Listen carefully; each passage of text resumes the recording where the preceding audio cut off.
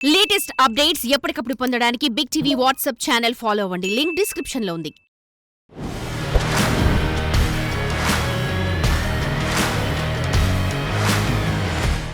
ఈ వారం అసెంబ్లీలో కీలక బిల్లులకు ఆమోదం, ఏడాది ప్రగతి నివేదన, అలాగే అభివృద్ధి పనుల పరిశీలన వంటి వాటిపై ప్రజాప్రభుత్వం ఫోకస్ పెట్టింది. ప్రత్యేకంగా చెప్పిన టైం ప్రకారం ఉద్యోగాల భర్తీపై దృష్టి పెట్టారు. గ్రూప్ 2 పరీక్షలను ప్రశాంతంగా నిర్వహించారు. టిమ్స్ హాస్పిటల్స్ నిర్మాణంపై వేగం పెంచారు.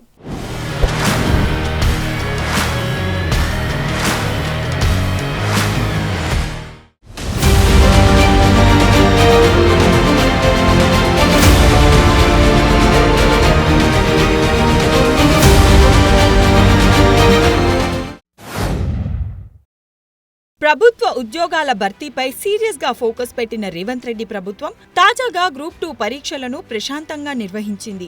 జాబ్ క్యాలెండర్ ప్రకారం అనుకున్న పరీక్షలను అనుకున్న టైంలో నిర్వహిస్తోంది. పరీక్షల వాయిదా డిమాండ్లను పూర్తిగా పక్కన పెట్టి నిరుద్యోగులకు ఉపశమనం కల్పిస్తోంది. ఈ చర్యలతో జాబ్ వచ్చిన వారు చేరుతుండగా రాని వారు ప్రత్యామ్నాయ ఉపాధి మార్గాలు చూసుకుంటున్నారు. దీంతో వారి కుటుంబాలకు ఆర్థిక భారం లేకుండా ప్రభుత్వం ముందు చూపుతో వ్యవహరిస్తోంది. తాజాగా డిసెంబర్ 15, 16 తేదీల్లో గ్రూప్ 2 ఎగ్జామ్స్ ను కండక్ట్ చేసింది టీజీపీఎస్సీ. 783 పోస్టుల కోసం 5,51,847 మంది అప్లై చేసుకున్నారు. వారి కోసం రాష్ట్ర వ్యాప్తంగా 1,368 కేంద్రాలు ఏర్పాటు చేశారు. పరీక్ష నిర్వహణకు 49,843 మంది సిబ్బందిని నియమించారు. మార్చి నెలాఖరులో గ్రూప్ 2 పరీక్షా ఫలితాలు రిలీజ్ చేయనున్నారు. టీజీపీఎస్సీపై ఎలాంటి అపోహలు వద్దని, మెరిట్లో ఉన్నవాళ్లకే ఉద్యోగం వస్తుందని అధికారులు స్పష్టం చేశారు. పరీక్షా కేంద్రాల్లో సీసీ కెమెరాలు పెట్టడం, బయోమెట్రిక్ తప్పనిసరి చేయడం ఇలాంటి జాగ్రత్తలు తీసుకొని న్యాయపరమైన చిక్కులు రాకుండా చూస్తున్నారు. ఇక జాబ్ క్యాలెండర్ ప్రకారం కొత్త నోటిఫికేషన్లపై జనవరి నాటికి స్పష్టత ఇస్తామని ప్రభుత్వం క్లారిటీ ఇచ్చింది.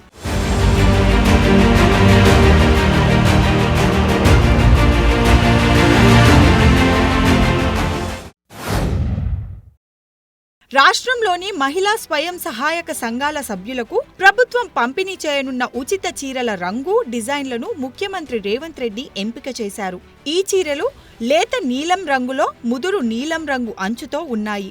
అంచు కింద భాగంలో 3 రంగులతో కూడిన ఇందిరా మహాశక్తి డిజైన్ ఉండనుంది. రాష్ట్రంలోని 63 లక్షల మంది స్వయం సహాయక సభ్యులకు గ్రామీణ పేదరిక నిర్మూలన సంస్థ సర్ఫ్ ద్వారా ఏటా 2 చీరలు పంపిణీ చేయాలని ప్రభుత్వం ఇప్పటికే నిర్ణయించింది. అలాగే స్వయం సహాయక సంఘాల్లో 60 ఏళ్లు దాటిన సభ్యురాళ్ల సౌకర్యం కోసం పాలీకాటన్ చీరలు ఉచితంగా పంపిణీ చేయనుంది. వీటన్నిటి ఆర్డర్ను రాష్ట్ర చేనేత సహకార సంఘానికి ఇచ్చింది ప్రభుత్వం.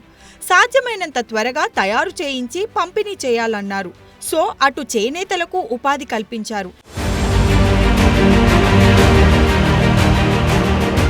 ఎర్రగడ్డలోని చెస్ట్ హాస్పిటల్ ఆవరణలో నిర్మిస్తున్న సనత్ నగర్ టిమ్స్ హాస్పిటల్ను వచ్చే ఏడాది తెలంగాణ ఆవిర్భావ దినోత్సవం జూన్ 2న ప్రారంభించేందుకు ప్రభుత్వం చర్యలు తీసుకుంటోంది.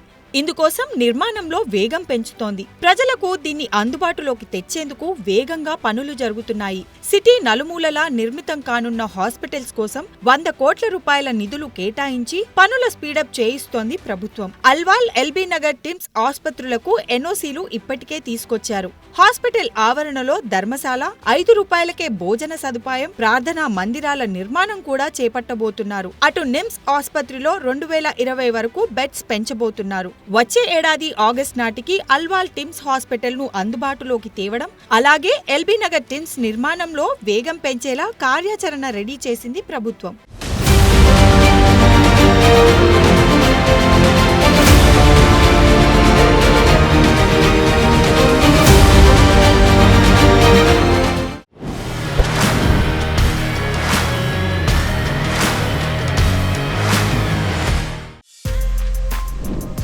For more videos like this, subscribe Big TV channel.